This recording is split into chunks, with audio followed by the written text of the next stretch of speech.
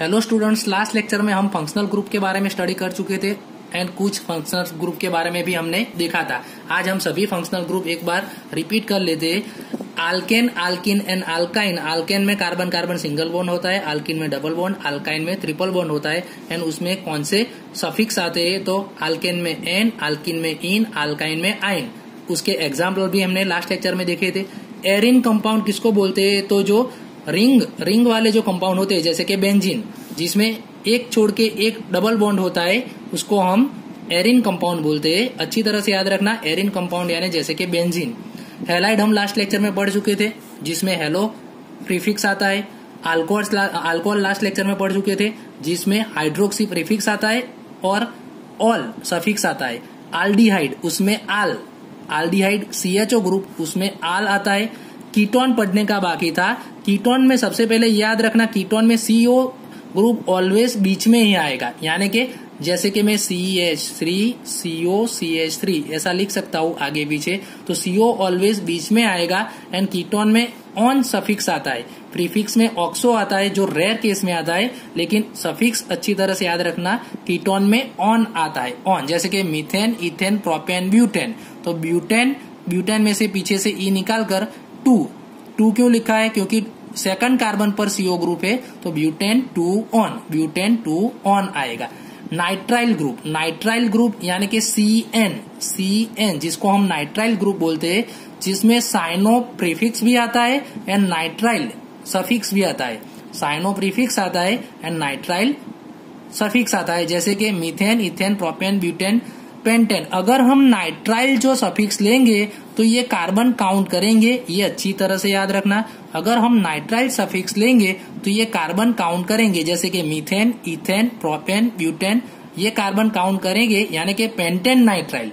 इसको हम बोलते हैं पेंटेन नाइट्राइल। लेकिन हमको साइनो लिखना है तो इसको हम साइनो पेंटेन नहीं लिखेंगे, क्योंकि ये कार्बन हम काउंट नहीं करेंगे, तो साइनो ब्यूटेन लिखेंगे। ये याद रखना। नाइट्राइल में अगर नाइट्राइल ही ले हम नाइट्राइल तो कार्बन काउंट करेंगे, एंड नाइट्राइल के बदले अगर हम साइनो ले तो लास्ट जो हमारा ग्रुप वाला कार्बन है वो कार्बन काउंट नहीं करेंगे। फिर है ईथर। तो जैसे कि कीटोन में CO बीच में आता था, वैसे ईथर में O बीच में आता है, एंड उसको अल्कोक्सी ग्रुप से हम दिखा सकते हैं, जैसे कि 1 2 एंड बीच में O है, तो ये जो O है वो एकदम नजदीक वाले कौन से है, उसके ग्रुप के साथ हम लेंगे। जैसे कि यहाँ मीथेन, इथेन, तो इथेन का अल्कोक्सी, इथेन का अल्कोक्सी ग्रुप लिखना है, तो इसको हम बोलेंगे इथॉक्सी। इसको हम क्या बोलेंगे, इथॉक्सी। एंड पीछे जो दो कार्बन है मीथेन, इथेन, तो इथेन तो हम लिखेंगे इथॉक्सी इथेन, ऐसे हम लिख सकते हैं। कार्बोक्सिलिक एसिड लास्ट लेक्चर में हम पढ़ चुके हैं, जिसमें ओइक एसिड आता है। फिर कार्बोक्सिलेट आयन एंड एस्टर। तो कार्बोक्सिलेट आयन करने की जरूरत नहीं है, वही एस्टर, दोनों सेम ही है, दोनों में कुछ अलग नहीं है। एस्टर में पीछे R ग्रुप होता है, तो वो R तो सभी में यहाँ आता है, वो ये कार्बोक्सिलेट आयन ये ग्रुप करने की जरूरत आपको नहीं है। एस्टर, तो एस्टर COOR, जिसमें अल्कोक्सी कार्बोनिल प्रीफिक्स भी आता है जो रेयर केस में आता है, लेकिन ओएट सफिक्स जो हम बहुत अच्छी तरह से याद रखना, बहुत काम का है, ओएट आएगा ग्रुप। जैसे कि मीथेन, इथेन, प्रोपेन, ब्यूटेन, ऐसे नहीं करना है। इसमें भी क्या करना है, COO किसके नजदीक है, जैसे कि किसके नजदीक है, जैसे कि ये COO इसके नजदीक है, जो कम कार्बन वाले उसको हम साइड में कर देंगे। तो सॉरी, COO जो नजदीक वाला है वो अलग करेंगे, एंड COO है जो लॉन्ग चेन होगी, लॉन्ग चेन उससे उल्टा करना है, जो लॉन्ग चेन होगी उसके पास हम काउंट करेंगे। तो मीथेन, इथेन, प्रोपेन नोएट आएगा, मीथेन, इथेन, प्रोपेन, यानी प्रोपेनोएट आएगा। एंड ये मिथाइल ग्रुप तो हम लास्ट लेक्चर में पढ़ चुके हैं, अल्काइल ग्रुप, मिथाइल, इथाइल। तो यहाँ हम कैसे लिखेंगे, CH3, जिसको हम मिथाइल ग्रुप लिखेंगे, एंड COO CH2 CH3, जिसको मीथेन, इथेन, प्रोपेन के पीछे ओएट यानी प्रोपेनोएट लिख सकते हैं। फिर ये ग्रुप करने की आपको जरूरत नहीं। एमाइन में primary amine, secondary amine and tertiary amine होता है।